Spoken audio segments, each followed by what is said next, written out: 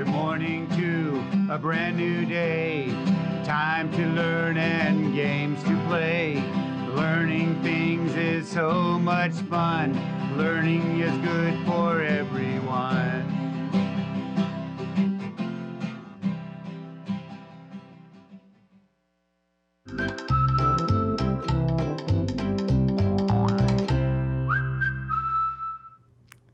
Hello, early learners. It's me, Mrs. Read-Wright, back to welcome you here in the art room where we look at art and talk about art and create art and talk about artists. On Monday, we learned a little bit more about Diego Rivera. And I told you how he drew on the walls and his parents put paper up so that he could do his murals there. He became very interested in what was happening to people in the world because his parents were very interested in fairness.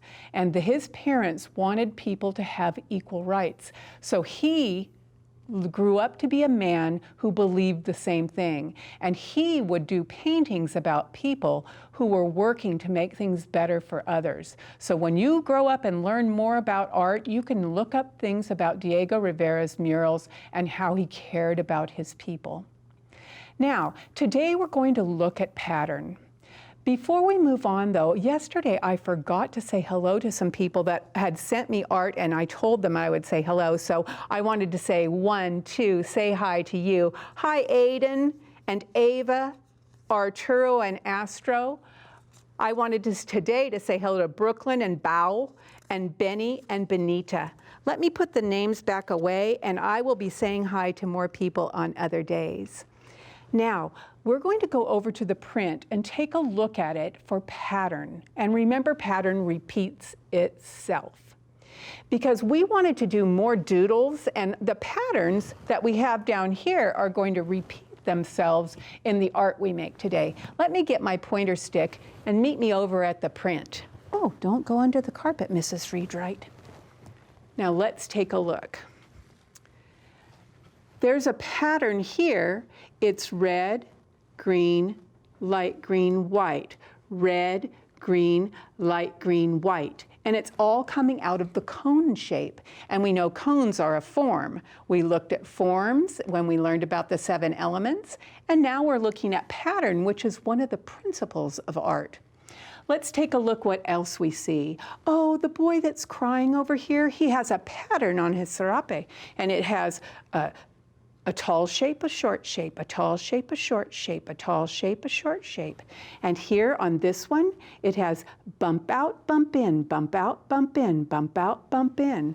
These floor tiles are small one, big one, small one, big one. So all of the patterns we see in here help us think about how we're going to do art that might repeat itself. And we're going to be doing that all week.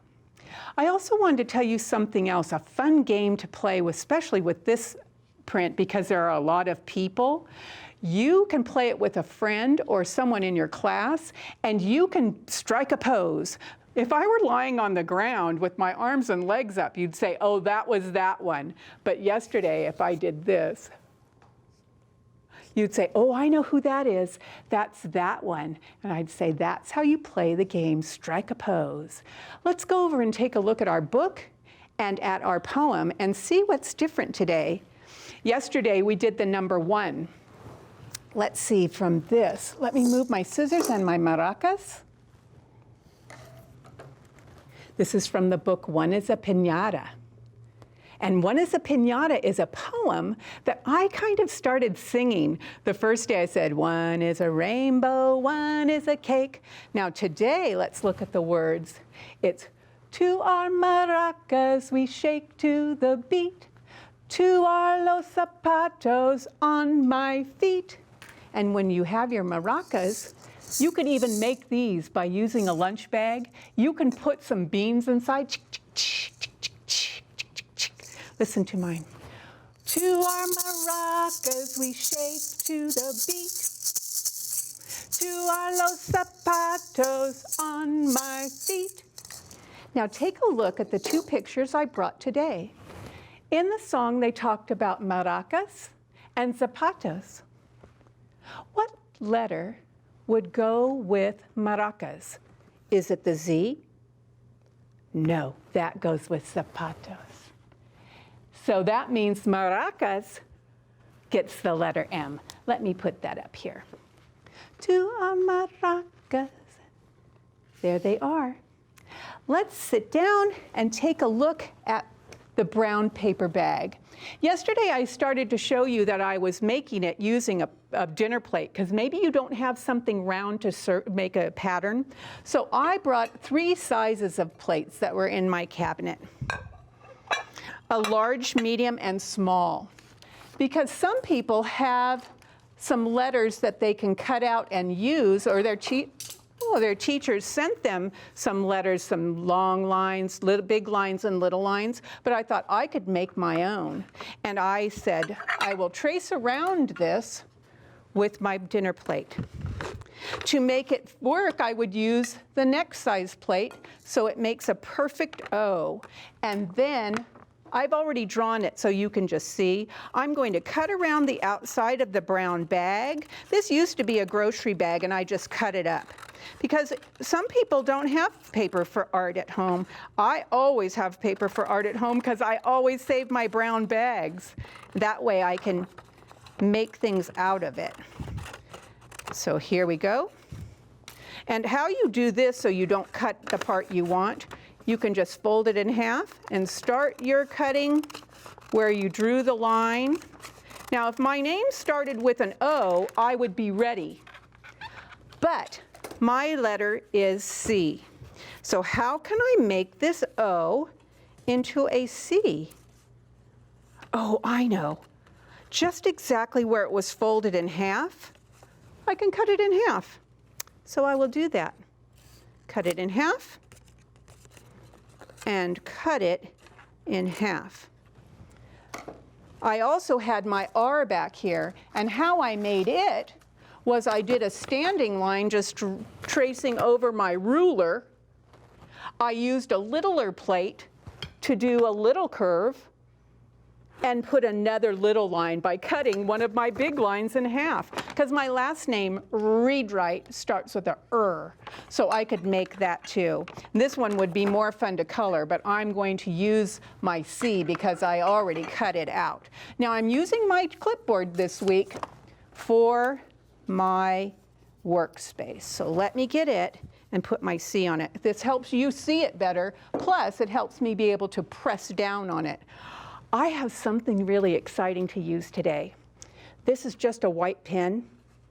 I got it with some money that I saved from my birthday. It was $2, but I don't need it because I can just use my pastels or my crayons because white shows up on here. I'm going to do a little Zentangle right now. I think my Zentangle I'm going to start with, I'm first going to go around the outside a little bit with my black pen. You can use a black crayon, don't worry, because these are permanent markers and a lot of mamas and dads and grown-ups don't like children to have them because they never wash out. If you get it on your clothes, you can't get it out. And if you accidentally get it on the furniture, it doesn't come out. And they say, oh, you made that mark when you were just a little baby, and now it's ruining our couch. Now I'm going to draw some curve lines. Curve line, curve line, curve line, curve line. I can stop now and do some wiggly lines. Wiggly line, wiggly line, wiggly line, curve line, curve line. I can continue drawing some patterns, but I want you to see what it looks like with the white pen. You're going to love it. Take the lid off, and I can put some white on here. I wonder if it shows up from far away. If it doesn't, I will use my crayons. Oh, it's making it so pretty. I'm making each of my spaces striped. I can reach in here. Can you see it? If I move my hand maybe a little bit. Oh, you can. I'm going to do this one with my pastels. Oh, even brighter. Oh, Mrs. Readwright, use the pastels. Don't use your fancy white pen. It's not as good as the pastels. And on the stripe part, I'm going to go in this little doodle and make it fancy.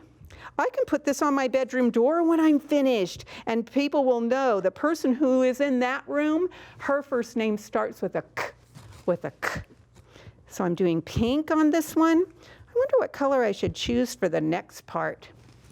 Maybe my orange. Orange is a goodie. I'm just going to do this without doing the black line. I'm going to put big, thick lines that are going here.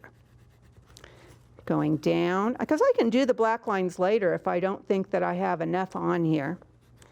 Doing another one. I think it's missing some cool colors. I think I better get a light blue. That's going to look pretty next to the orange. Come on over here, light blue. I'm going to put dots. Dot and dot. Dot and dot. Do you notice no one's having to do their drawing just like mine because we want it to look different from anyone else's because that's what makes us a unique artist. It's not copying if you get an idea from someone, but if you use every color that the other person next to you is using, they'll say, well, which one was mine? Which one was yours? And you say, I don't know, we used the same colors. I don't know, we did the same doodle. So I'm going to go around this because I think the black outline makes it even fancier. And you know how I like fancy things. Remember when I used to put on my beret and I'd call myself fancy? Here it is.